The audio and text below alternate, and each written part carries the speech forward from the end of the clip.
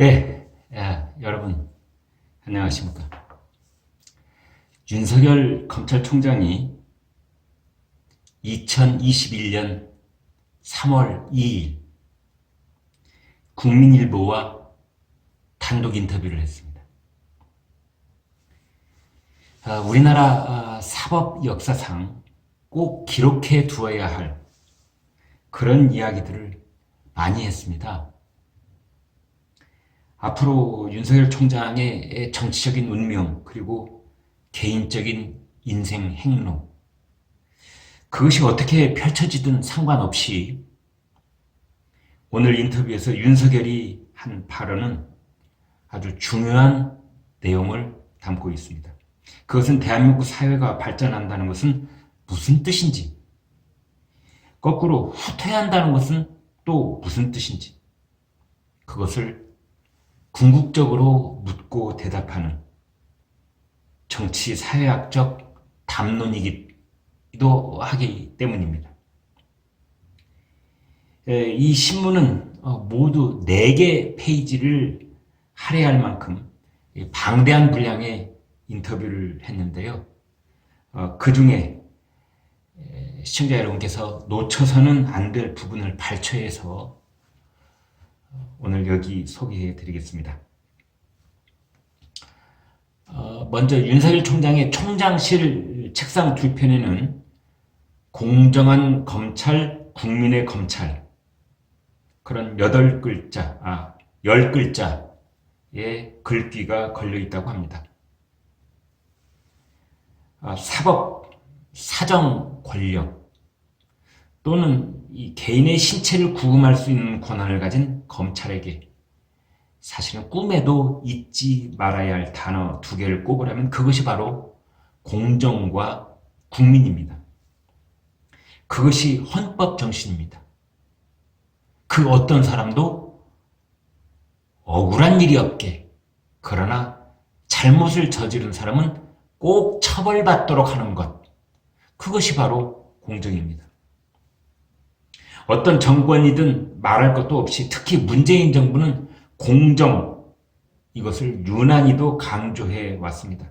그렇다면 검찰을 옥죄지 말고 검찰에게 독립과 중립을 보장해줘야 할 것입니다. 검찰 개혁이란 사실은 공정성을 회복하는 일입니다. 그것이 곧 인권 검찰이기도 합니다. 거꾸로 가면 그것이 곧 이 권력의 시녀가 되는 것이고, 그것이 곧 충견 검찰이 되는 것이고, 방패막이 검찰이 되는 것입니다. 자, 인터뷰에서 기자가 이렇게 물었습니다. 지금 추진되는 중대범죄 수사청 설립 등 수사, 기소, 분리는 진정한 검찰 개혁이라고 보는가? 이제 그러자 윤석열 총장이 대답을 합니다. 이렇게 말했습니다. 저는 국가 전체의 반부패 역량 강화를 강조할 뿐 검찰 조직의 권한 독점을 주장하지 않습니다. 공수처 설치에도 찬성했었습니다. 하지만 검경이나 수사, 기소 이 둘을 이분법적으로 바라보는 것은 경계합니다. 나날이 지능화, 조직화, 대형화 하는 중대 범죄에 대응하기 위해 수사와 기소를 하나로 융합하는 것이 세계적인 추세입니다. 네. 문재인 정부와 집권 여당은 수사와 기소를 분리하자는 것이고 윤석열 총장은 그렇지 않다는 것입니다. 융합해야 한다는 것입니다. 왜 그렇게 생각할까요? 윤석열 총장이 답변을 조금만 더 들어보겠습니다. 이렇게 되어 있습니다. 수사와 기소가 분리되면 사회적 강자와 기득권의 반칙 행위 위에 단호히 대응하지 못하게 된다. 수사, 기소, 공소 유지라는 3가지가 별도로 분리될 수 없는 것이다. 직접 법정에서 공방을 벌인 경험이 있어야 제대로 된 수사도 할 수 있고 공소 유지도 할 수 있는 것이다. 그런 경험이 없다면 가벌성이 없거나 법원에서 유죄 판결을 받기 어려운 사건까지 불필요하게 수사하게 되는데 그것이 바로 인권 침해다. 네, 여기까지 이제 윤 총장의 생각을 들어봤는데요. 여기서 잠깐 이 공판 중심주의에 대한 윤 총장의 철학을, 검찰의 생각을 들여다볼 필요가 있습니다. 그는 이 검사의 배틀필드, 즉 전쟁터는 법정입니다 라고 말해 왔습니다. 재판정이라는 것입니다. 판사와 변호사 앞에 서는 것이 검사의 전쟁터다. 윤 총장은 심지어 수사가 1이라면 법정에서의 공소유지는 6이다. 수사가 1, 공소유지가 6이다. 1대 6이라는 것입니다. 법정 경험이 없으면, 즉 공판검사로서 법정에서 구형을 해본 경험이 없으면 거꾸로 거슬러 올라가 수사를 할 때 무엇을 파헤쳐야만 범죄 혐의에 대한 증거가 유지되는지 알 수 없다는 것입니다. 검사의 진정한 전쟁터는 범인하고 마주 앉아있는 그 수사실이 아니라 판사와 마주 앉아있는 재판정이라는 것입니다. 여러분 동의하십니까? 윤석열 총장은 이 부분에 대해 경험에서 우러나오는 얘기를 실증적으로 계속했습니다. 이렇게 말했습니다. 중대 범죄 중에서도 복잡한 사건은 6개월 수사한 것이 재판에서는 4년, 5년이 소요되기도 한다. 거대한 이권이 걸린 사건들일수록 범죄는 교묘하고 대응은 치밀하다. 수사와 공소 유지가 일체가 돼 움직이지 않으면 법 집행이 안 된다고 단언할 수 있다. 제가 현역 검사들 가운데 직관, 즉 수사검사가 공판을 책임지는 일을 가장 오래 했기 때문에 말할 수 있다. 지금 검찰을 정부의 법무공단처럼 만들려고 하는데 이는 검찰권의 약화가 아니라 검찰 폐지다. 네. 이 거대 이권이 걸린 범죄 실력자들, 그들의 뒷배를 봐주는 정치 권력의 검은 그림자들, 이들을 이겨내려면 수사와 공소 유지가 융합이 돼 있지 않으면 안 된다는 것입니다. 일체가 돼 있지 않으면 안 된다는 그런 뜻입니다. 그러자 기자가 묻습니다. 아니 그렇다면 경찰이 수사하고 검찰이 기소할 수 있는 사건들이 우리 주변의 대부분 아닌가? 이렇게 묻습니다.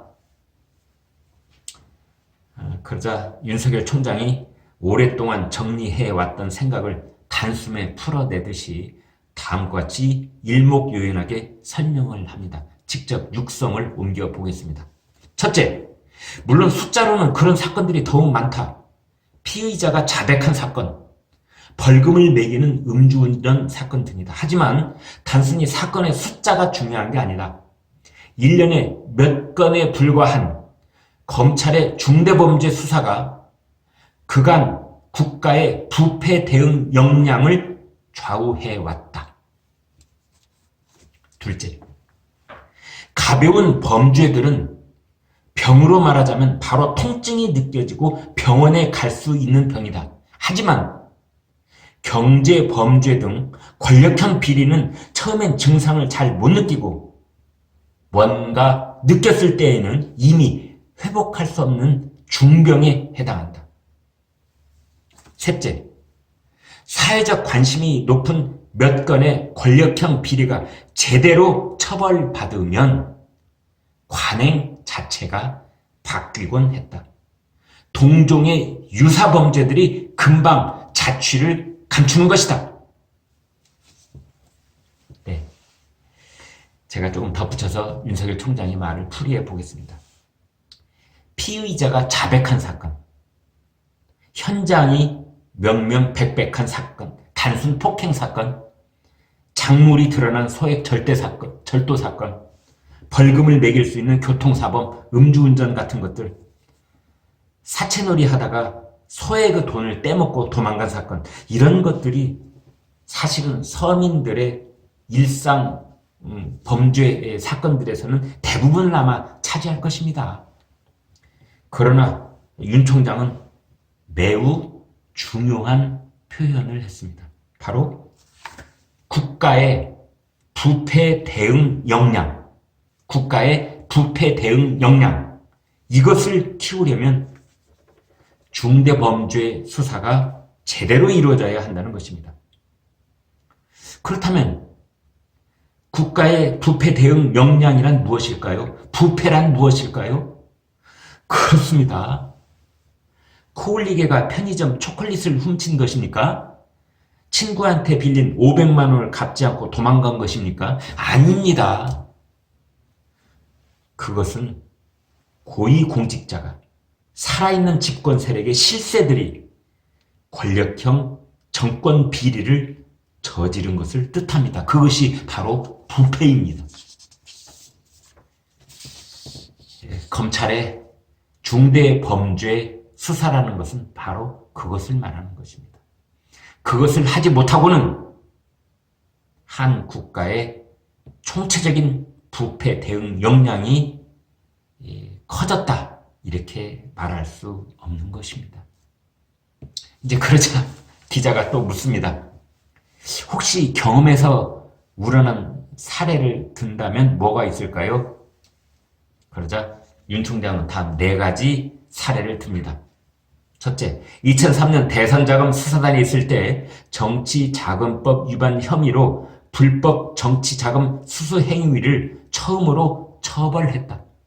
둘째, 검찰의 국가정보원 댓글 사건 수사 결과 공직선거법상 공무원의 선거 관여 행위는 처벌하는 공소시효가 그 전에 6개월에서 그 뒤로 10년으로 늘어났다.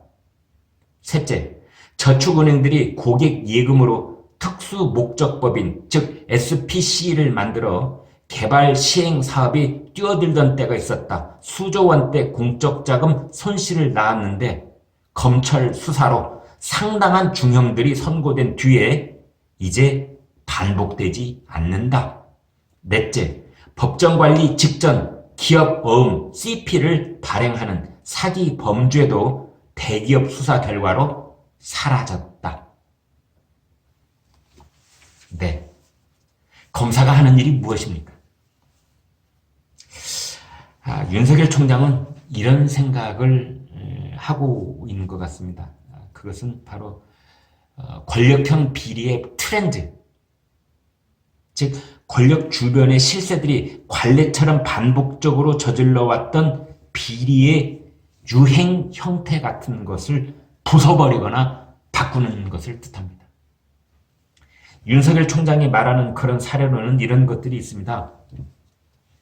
정치 권력이 현금 수표 국공채 수수를 하는 사건, 기업이 해외 비자금을 조성하고 중요 보직에 특수관계인을 앉혔던 사건, 권력자가 지위와 권한을 남용해 무형의 이익을 돌려받는 사건, 네, 이런 것들을 수사하고 처벌을 받게 하면 권력형 비리의 피라미드가 무너져 내리는 것입니다.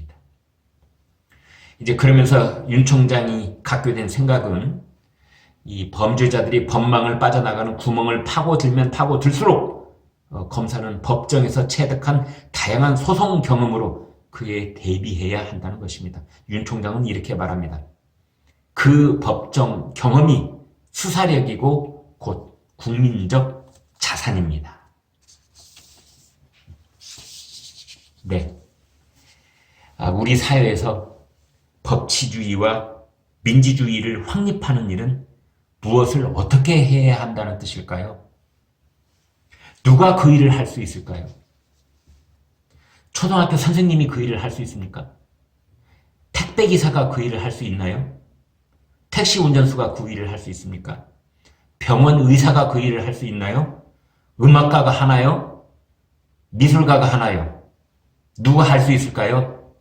물론 각자가 자기의 업무에, 자기의 일자리에서 제 일을 충실히 하는 것도 일익을 담당할 수 있겠지요.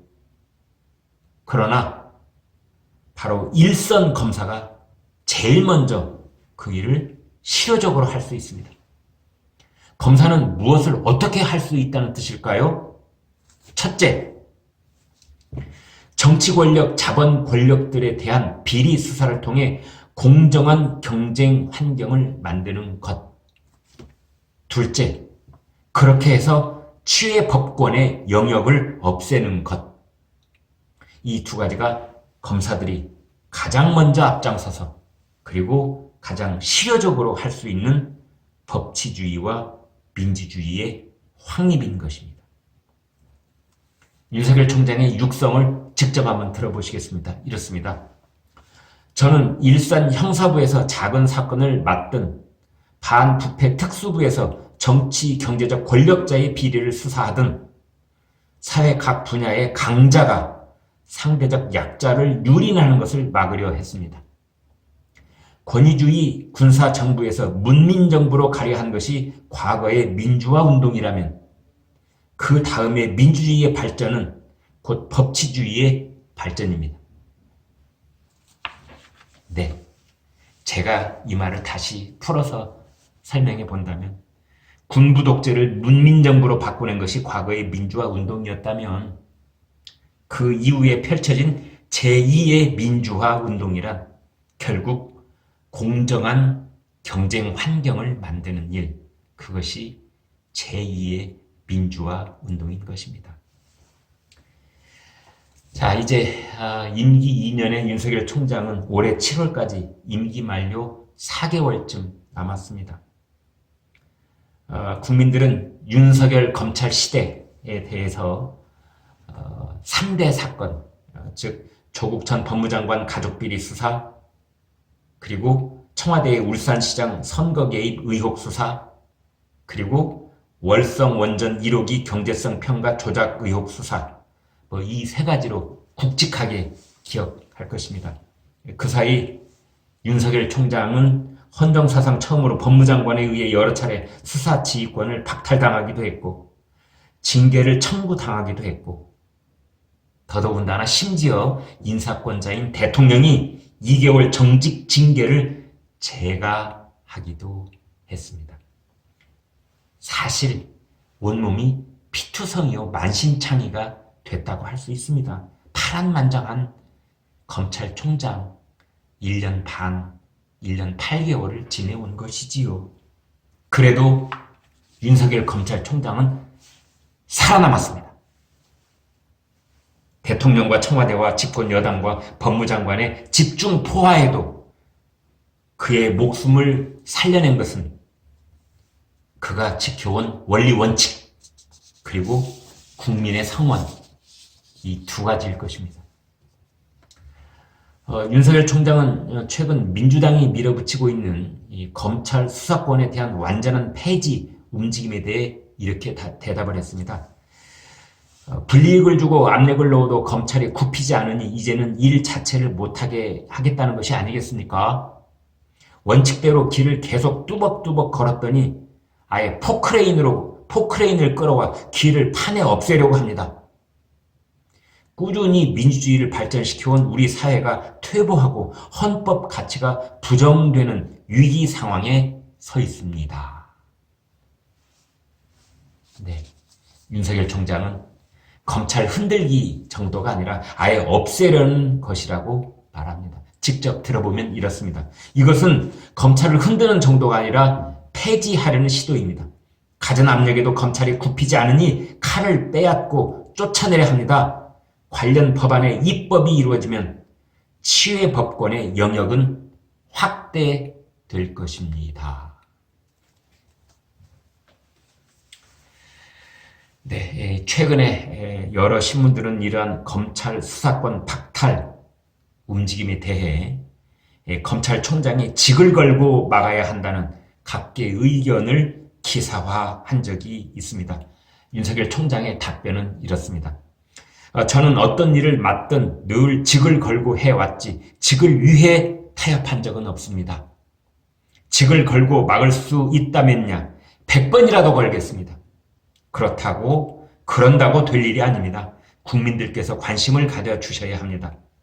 로마가 하루아침에 쇠퇴한 것이 아니듯 형사 사법 시스템도 사람들이 느끼지 못하는 사이 서서히 붕괴될 것입니다. 네, 마지막에 이르러 기자가 이렇게 묻습니다. 그동안 검찰총장으로서 겪었던 여러 고초에 대해 소회를 물었습니다. 검찰총장의 대답이 이렇습니다. 개인적인 고충은 얼마든지 감수할 수 있습니다. 그간 제가 부패 범죄 수사로 맞서온 사회적 강자들은 나 잡아가세요 하는 사람들이 아니었습니다.